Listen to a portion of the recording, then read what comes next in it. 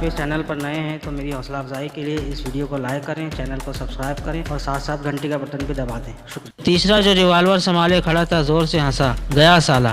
سانڈ کی اولاد اپنا منہ بند کر، گرنے والا اٹھتے ہوئے بولا۔ اس کا خیال تھا کہ اب میں شرافت سے خود کو گرفتاری کے لیے پیش کر دوں گا، تو اس کا یہ خیال غلط ثابت کرتے ہوئے میں نے اس کے رانوں کے درمیان پارکی مارا۔ اس کا منہ یوں کھل گیا جیسے دنیا میں یک لخت ہوا کی کمی ہو گئی ہو۔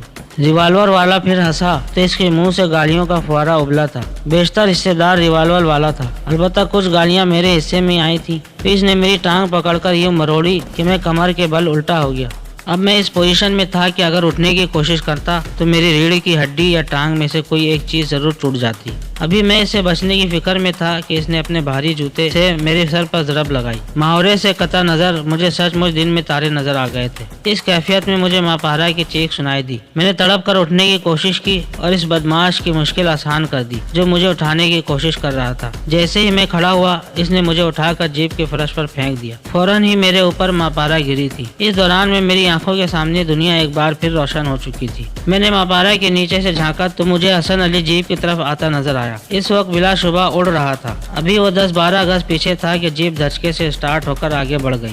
سورج غروب ہونے والا تھا، اس وجہ سے ساحل پر لوگ نہ ہونے کے برابر رہ گئے تھے، اور جو تھے وہ حیرت اور خاموشی سے اس اغوا کے اس سنسنی خیز منظر کو دیکھ رہے تھے۔ ان کے خیال میں شاید بدماش ماں پارا کو اغوا کر کے لے جا رہے تھے، جبکہ میں جانتا تھا یہ بدماش مجھے اٹھانے آئے تھے۔ ماں پارا انہیں بونس میں مل گئی تھی۔ لوگوں نے ڈراموں اور فلموں میں اسی قسم کے ڈرامے دیکھے ہوں گے، لیکن حقیقی زندگی میں ایسا منظر پہلی بار دیکھ رہے تھے۔ بہرحال کسی نے مداخلت کی کوشش نہیں کی۔ وہ دیکھ چکے تھے کہ بدماش مسلح تھے اور دخل در معقولات کا انعام ایک گولی کی صورت میں ملنے کا پورا امکان تھا، لہذا کسی نے دخل نہیں دیا۔ جو زیادہ عقل مند تھے وہ فوراً 9-2-11 ہو گئے تاکہ بعد میں عدالت اور تھانے کے چکروں سے بچے رہیں۔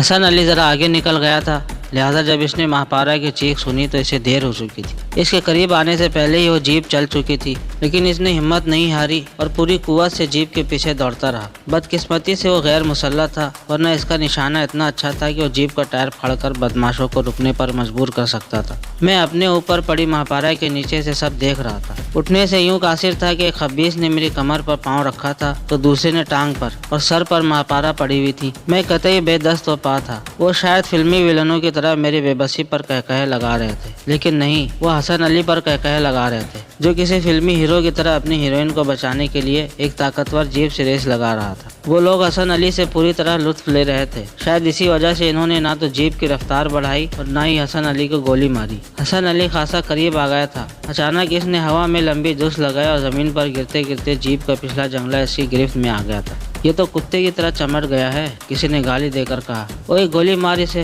ٹھہرو، دوسرے نے کہا، ذرا دیکھنے دو یہ کب تک لٹکا رہے گا۔ استاد تماشا بن رہا ہے، ایسا نہ ہو کہ پولیس پیچھے لگ جائے، پہلے والے نے کہا۔ اب جیپ ساحل کے نسبتاً ویران حصے کی طرف جا رہی تھی، مگر یہاں بھی لوگ خاصی تعداد میں موجود تھے، اور جیپ کے پیچھے گھسٹتا آدمی ایسا منظر نہیں تھا جسے لوگ نظر انداز کر دیتے۔ یہ بات استاد کے سمجھ میں آ گئی۔ اس نے حسن علی کو گولی مارنے کا فیصلہ کیا۔ گولی چلنے کی آواز سنتے ہی میرا دل رک گیا تھا۔ شدید دھند میں پار جانے کا راستہ صاف نظر نہیں آ رہا تھا۔ میں کاجل کے پاس جانا چاہتا تھا جو کھائی کی دوسری طرف تھی۔ درمیان میں گہرا نالا تھا، اس پر سے ایک سال خوردہ سا جھولتا پل گزرتا تھا۔ کاجل دوسری طرف کھڑی میری طرف دیکھ رہی تھی۔ اس نے سفید رنگ کا لباس پہن رکھا تھا۔ اس کے بے پناہ لمبے اور گھنے بال گھٹا کی طرح اس کے چاروں طرف چھائے ہوئے تھے۔ میں کتنے عرصے بعد اسے دیکھ رہا تھا اور اب میں اس سے ایک لمحے بھی دور نہیں رہ سکتا تھا۔ کاجل، میں تمہارے پاس آنا چاہتا ہوں، میں نے چلا کر کہا۔ یوسف، آ جاؤ، کاجل بولی۔ میں تمہارا انتظار کر رہی ہوں، لیکن کیسے آؤں؟ میں نے گہری کھائی کی طرف دیکھ کر کہا۔ وہ مسکرائی۔ چاہنے والے کوئی نہ کوئی راستہ ڈھونڈ نکالتے ہیں۔ میں نے دیوانہ وار ادھر ادھر دیکھا، بالآخر مجھے یہ جھولتا پل نظر آ گیا۔ اس کی حالت نہایت خستہ تھی، لیکن کاجل تک جانے کے لیے میں پل سرات سے بھی گزرنے کو تیار تھا۔ میں نے پل پر قدم رکھا تو رسوں سے ٹکے اس کے سال خوردہ تختے چرچرانے لگے تھے۔ اسی لمحے تیز ہوا چلنے لگی اور پل ڈولنے لگا۔ میں نے بمشکل اسے تھام کر خود کو گرنے سے بچایا۔ نیچے گہرائی مجھے اپنی طرف کھینچ رہی تھی۔ میں قدم بقدم آگے بڑھنے لگا، لیکن ہر قدم پر ٹوٹے تختوں کی تعداد بڑھتی جا رہی تھی۔ ہوا کی شدت میں اضافے سے پل نے بری طرح جھولنا شروع کر دیا تھا۔ میں نے سامنے کاجل کی طرف دیکھا، وہ میری منتظر کھڑی تھی۔ اچانک دھند کی شدت میں اضافہ ہونے لگا اور کاجل میری نظروں سے اوجھل ہو گئی۔ کاجل، میں نے چلا کر کہا اور بےتابی سے قدم آگے بڑھائے۔ اگلے ہی لمحے میں تاریک خلا میں گر رہا تھا۔ یکدم میں اٹھ کر بیٹھ گیا۔ میرا جسم پسینے میں شرابور تھا اور دل تیزی سے دھڑک رہا تھا۔ تو یہ سب خواب تھا؟ میں نے سر جھٹکا۔ مجھے کوئی اجنبی سا احساس ہوا، جیسے کوئی غیر معمولی بات ہو گئی ہو۔ کیبن آہستہ آہستہ ڈول رہا تھا، لیکن کوئی آواز نہیں تھی۔ ہاں، آواز۔ انجن کی آواز کیوں نہیں آ رہی تھی؟ بحری جہاز کا انجن روکنے کا کوئی مجاز نہیں تھا۔ افراد، نہ کوئی کارکن، حتیٰ کہ کپتان کو بھی انجن بند کروانا ہوتا ہے تو چیف انجینئر سے ہی کہتا ہے۔ اس کے باوجود خلیج کا انجن رکا ہوا تھا۔ ایک بحری جہاز کا انجن اس کے دل کی طرح ہوتا ہے، یہ چلتا ہے تو جہاز چلتا ہے، اور جب یہ رک جاتا ہے تو جہاز بھی مردہ ہو جاتا ہے۔ انجن ہی جنریٹر کی مدد سے جہاز کی ضرورت کی بجلی فراہم کرتا ہے۔ جہاز کے بہت سارے کل پرزوں کو اسی کی مدد سے ہائیڈرولک پاور مہیا کی جاتی ہے۔ میں بستر پر لیٹے ہوئے سوچ رہا تھا کہ انجن کیوں بند ہے؟ اگر اسے کسی خرابی کی وجہ سے بند کیا گیا ہے تو مجھے کیوں نہیں خبر دی گئی؟ اگر کوئی حادثہ ہو گیا تو الارم کیوں نہیں بجایا گیا؟ سب سے بڑھ کر اتنا غیر معمولی سکوت کیوں طاری تھا؟ میری چھٹی حس کہہ رہی تھی کہ کوئی بات ہو چکی تھی۔ بستر پر پڑے ہوئے میں اصل حالات نہیں جان سکتا تھا، لہٰذا میں نے اٹھ کر یونیفارم پہنی اور باہر گیلری میں نکل آیا۔ کپتان صلاح الدین کے کیبن کا دروازہ کھلا ہوا تھا۔ میں نے اندر جھانکا اور دم بخود رہ گیا۔ پرآسائش اور عالیشان کمرہ اس وقت ایسا منظر پیش کر رہا تھا جیسے یہاں کوئی طوفان آ کر گزر گیا ہو۔ کیونکہ میرا کیبن گیلری کے سرے پر تھا، اس لیے یہاں ہونے والے ہنگامے کی آواز مجھ تک نہ پہنچ سکی۔ مجھے یقین ہونے لگا کہ جہاز پر کوئی بہت بڑی گڑبڑ ہو چکی تھی۔ میں نے جلدی سے جا کر اپنے کیبن سے اپنا پستول لیا اور تیزی سے کپتان برج کی طرف روانہ ہو گیا۔ راستے میں راہداریوں اور سیڑھیوں پر ایک فرد بھی نہیں ملا تھا۔ حالانکہ دن ہو یا رات، جہاز میں چہل پہل رہتی ہے، مگر اس طویل راستے میں نہ تو کوئی فرد ملا اور نہ ہی کوئی آواز آئی۔ ایک لمحے کو مجھے خیال آیا کہ میں اس وقت جہاز پر اکیلا ہوں، باقی سب کسی وجہ سے جہاز چھوڑ گئے تھے۔ میں نے اس احمقانہ خیال پر خود کو ڈانٹا۔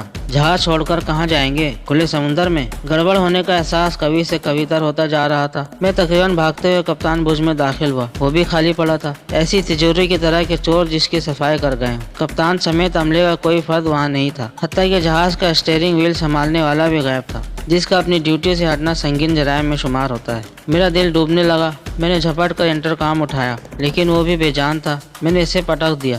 مجھے عرصے پر جانا چاہیے، کسی نے میرے اندر کہا تو میں کپتان برج سے نکل کر عرصے کی طرف روانہ ہو گیا۔ کھلی فضا میں آتے ہی میں نے محسوس کیا فضا اور سمندر بالکل پرسکون تھے۔ کچھ گھنٹے پہلے جاری طوفان کا نام و نشان بھی نہیں تھا۔ تاروں کی ہلکی روشنی میں سمندر دور تک ہموار نظر آ رہا تھا۔ بائیں درمیانی عرصے کو عبور کرتے ہوئے میری نگاہ سمندر کی طرف اٹھ گئی۔ وہاں ایک کشتی موجود تھی، بلکہ کشتی کیا، اچھا بھلا بحری جہاز تھا، مگر خلیج کے مقابلے میں کشتی ہی نظر آ رہا تھا۔ اس کی روشنیاں بند تھیں، لیکن خلیج کی روشنیوں میں اس کے عرصے پر حرکت کرتے سائے نظر آ رہے تھے۔ اچانک میرے قلب میں آہٹ ہوئی۔ میں تیزی سے گھوما اور پھر اپنی جگہ منجمد ہو کر رہ گیا۔ میرے سامنے ہی جان گرے کھڑا تھا، وہی جان گرے جسے 20 گھنٹے پہلے ہم نے بمبئی میں چھوڑا تھا۔ اس کے ہاتھ میں ایک عدد رائفل تھی اور چہرے پر مخصوص خبیثانہ مسکراہٹ۔ وہ رائفل میری طرف اٹھانے لگا تھا، خطرہ سامنے آ کھڑا ہوا تھا۔ تم؟ میرے منہ سے نکلا تھا۔ جان گرے اپنے مخصوص انداز میں مسکرا رہا تھا۔ اس نے رائفل میری طرف تان لی تھی، لیکن اس کا گولی چلانے کا کوئی ارادہ نظر نہیں آ رہا تھا۔ وہ میری حالت سے محظوظ ہوتے ہوئے بولا۔ مجھے دیکھ کر حیرت ہوئی نا؟ میں نے خود کو سنبھال لیا، سرسری سے انداز میں بولا، ہاں لیکن زیادہ نہیں، آج کے دور میں سب کچھ ممکن ہے۔ تم یہ بتانا پسند کرو گے کہ اس وقت رائفل بدست تم خلیج پر کیا کر رہے ہو؟ اس کی آنکھیں شیطانی انداز میں چمکی۔ تم دیکھنا پسند کرو گے؟ میں نے ہچکچاہٹ کے ساتھ اس بات میں سر ہلا دیا۔ اس نے رائفل سے اشارہ کرتے ہوئے کہا، میرے ساتھ چلو، لیکن راستے میں کوئی چالاکی دکھانے کی کوشش نہ کرنا، ورنہ پچھتانے کی مہلت بھی نہیں ملے گی مسٹر جوزف۔ یوسف، میں نے تصحیح کی اور اس کے بتائے ہوئے سمت میں چل پڑا۔ بقیہ کہانی اگلے حصے میں ملاحظہ فرمائیں۔ اس ویڈیو کو لائک کریں، چینل کو سبسکرائب کریں اور ساتھ ساتھ گھنٹی کا بٹن بھی دبا دیں۔ آپ کے تعاون کا شکریہ۔